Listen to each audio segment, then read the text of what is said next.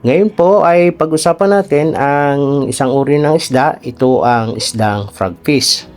Ano nga ba ang ugaling meron ito?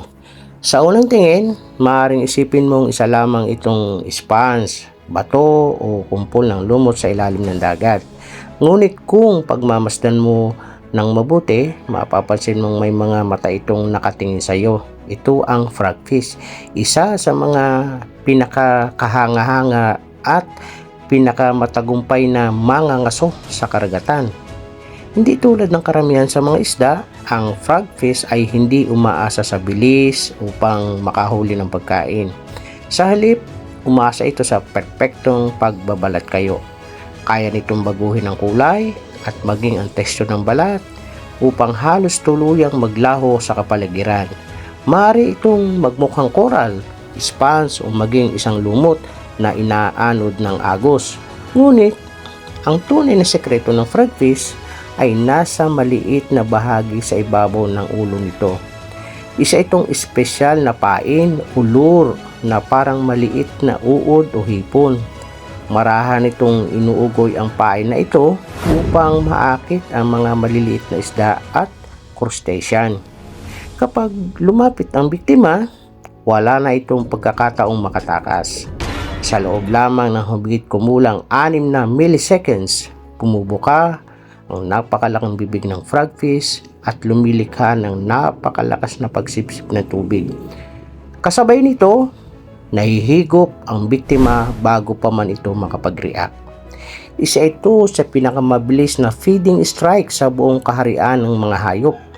Kapansin-pansin din na ang frogfish ay hindi mahusay lumangoy. Sa halip, ginagamit nito ang mga pectoral fins na parang mga paa upang maglakad o gumapang sa ibabaw ng seabed. Ang kakaibang galaw nito ang isa sa mga dahilan kung bakit tinawag itong frogfish, dahil kahawig nito ang paggalaw ng isang palaka. Makikita ang iba't ibang uri ng frogfish sa mga tropical reef sa buong mundo, kabilang ang anilaw sa Batangas, dahil napakayaman ito sa marine biodiversity. Ang anilaw ay isa sa mga pinakamahusay na lugar sa mundo para makita at makuhanan ng larawan ang mailap na nilalang na ito. Isang paraiso para sa mga scuba diver at underwater macro photographers.